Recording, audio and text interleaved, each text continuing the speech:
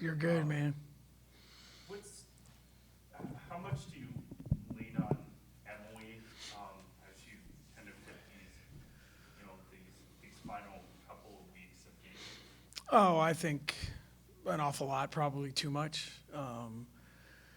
She's the one that has been through this a lot, and where the others haven't, and she's seen the things that allow individual and collective success, and I think she just brings a sense of the leadership qualities and the trust that she has, that her teammates have in her and the coaches. So yeah, when you get to this point in the season, there's a lot less coaching than people think, and there's a lot more player-led stuff. At least the good teams I've been a part of. So this is the time where the players have to make the choices and the determinations of where they want to go and how they want to get there. And Emily's the one leading them for sure. What do you think of how she's also played recently? No, she played really well the other night. She's had her ups and downs a little bit. I don't think Texas was, they did it to everyone on our team probably, but I think overall, she's played really well, and I think when you consider all that she's missed and the limitations that she has in practice, so I think she's played really, really well and played well in a way that impacts our team the way it needs to be impacted, not just individually, but for the group. Have you talked to her recently about that idea of what her level of importance is down the stretch? Is that a conversation? Yeah. We talk about it a lot, and just understanding, where we are, and don't get too far ahead of yourself, and focus on what's next, but understand that you really want to finish the right way. We talk about after the Texas game, we made a big graphic, and it's like we got a 4-game season, and let's get ready. And so I talked to Emily a lot about a lot of things, but probably more this time of year than usual because of where we are and what we have, what we don't have, and she responds to that really, really well, and she likes that. She likes that that the investment we make in her and the investment that she makes in her teammates. So it's an easy thing to do and something that this team needs. What does it say about your freshmen when outside of Audie and Addie, their roles might be large, might be small from game to game or during stretches of games, and yet they all give you some big boosts so far throughout the season? No, I think that's a great point. It's something that we've talked to them a lot about. I mean, it's been a collective, hey, here are the 5 freshmen, but I mean, Audie and Addie are, to their credit, have gotten most of the attention. But I think that's what we've tried to tell everyone, but especially those 3, your time's coming, or it's already been here, and it'll come again. And like the other night, JB was great. Might have been the best game she's played. And, we played a really good second quarter, and you look out there, and almost 5 minutes of it, it was 5 freshmen in the game. So I think all of them know they're important. All of them know they're going to play. And then it's just a matter of who's got the hot hand, and is someone making a shot? Is someone getting a rebound? AJ's become our best defender on the perimeter. So they all know they're important, and I think that's something that hopefully they can continue to build on. Coach, how much can a game like that, even if it was just a spurt for Jalen, but how much can that help a freshman kind of take another step in their careers? Oh, I mean, you want to believe that it's a huge step. I mean, she really struggled in the Texas game, and again, I guess we all did. So that's probably a silly statement, but I think for JB, it's she's a kid that needs to see success, and I think it did help her because she played really well. She was really good at both ends of the floor. She got extended minutes. We played her at a couple different positions. So I think that's what you want to have happen all the time. as far as, every so often, but at the end of the year, maybe it helps a little bit more because they, okay, the work is worth it, and hopefully brings them back to practice the next day with a little bit more energy and knowing that they're having an impact. And I think for JB, it certainly, hopefully, it gives her a real boost for the stretch run.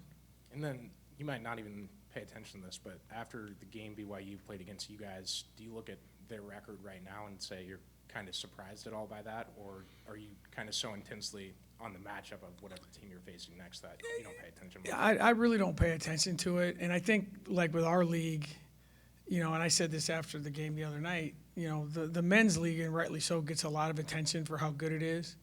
The women's league's just as good. And, the struggles that you have game to game, the matchups game to game. I mean, BYU lost by 2 at Kansas State. They beat Baylor. So every game is so different, and I don't know that you can just, okay, you should beat this team or this team should beat that team because of their record or where it is.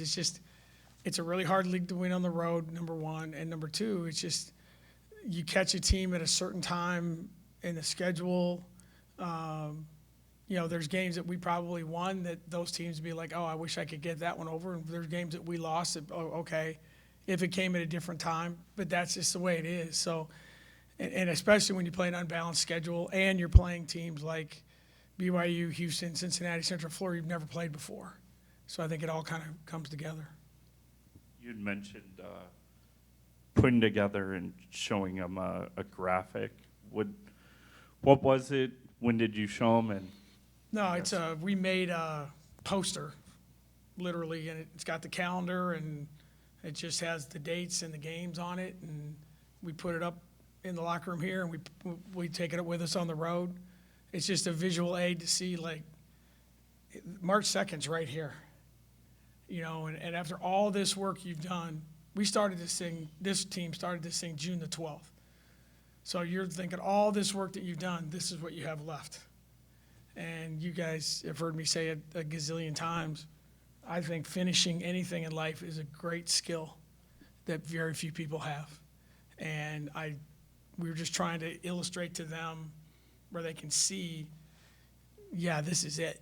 And for the regular season, and then it's over, flush it, and then you go to the conference tournament. So nothing fancy, but our graphics guy made something up. It's kind of cool. So just most of those things I think are cool. They probably don't pay attention to them, but no. But it's a good thing for us to see. Hey, Coach. So I wanted to talk a little bit more about Addie Brown. Obviously, you see her. Obviously, she started to pick up her play ever since had that little bit of a slip since she was had dealing with that illness. What would you say a general evaluation of her season so far? I think she's played great. I think she's a kid that has done a lot of really good things. You look at her numbers; she impacts. She fills a stat sheet, man. And I joked with her the other day. Sometimes she keeps both teams in the game every once in a while because she's going to score it, she's going to rebound it, she's going to assist it. She might turn it over a couple times. She's going to, but she's an active participant in the game, and she loves the responsibility that we've given her, and I just think she's got an upside that's through the roof. I think just because she is so skilled, her physically she's ready for this league. She's tough-minded. She's got a little edge to her that good players have, and I think it's been a really, really good season for her, and I'd be shocked if she doesn't finish it in a really, really positive way. And then I want to talk about the way she's been able to command the offense, obviously early in the season, and have Emily Ryan to be able to be the floor general there. Can you talk about the way she's been able to do that, especially at her size?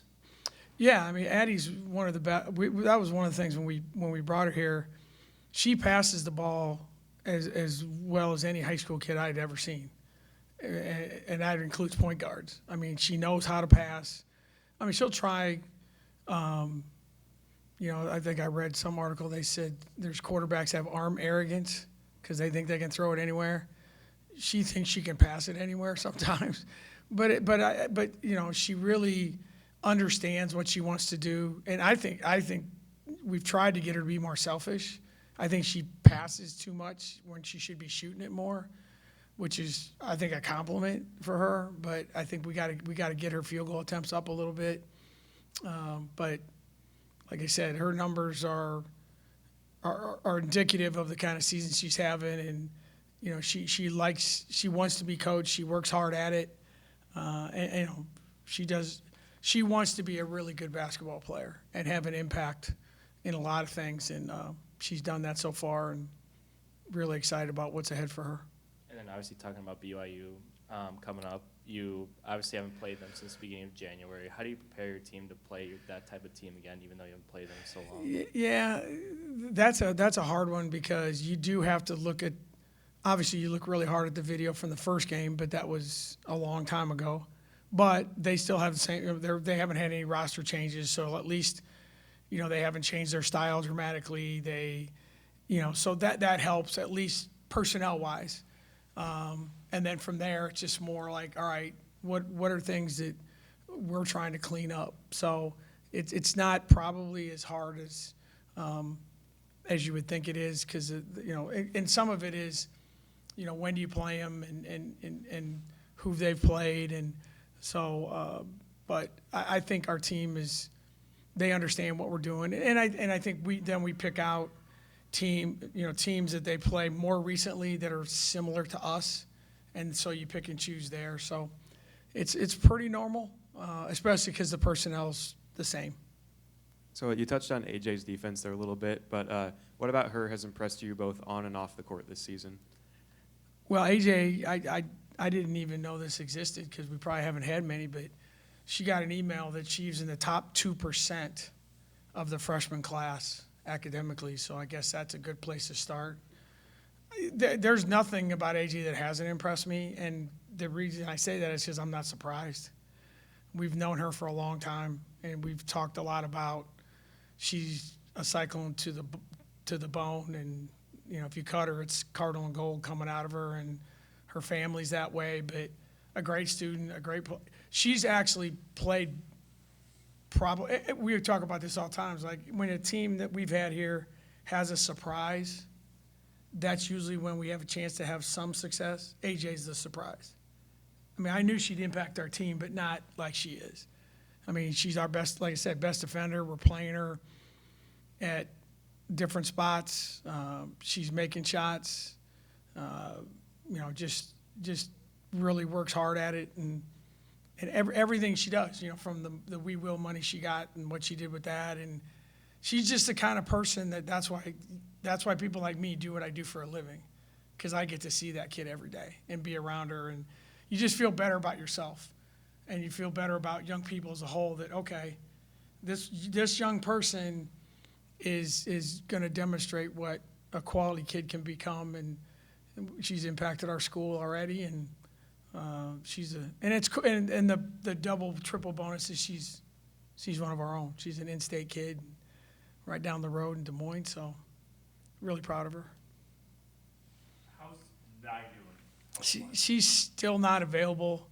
I haven't seen her today. We practiced in a little bit, but she was not feeling great, so obviously we didn't even take her with us. So I'll make sure Sarah knows and let you guys know. But I would say she's doubtful unless something changed. She did not practice yesterday, so hopefully we'll get she's been at the doctor a lot, and so hopefully we'll get some updates for you.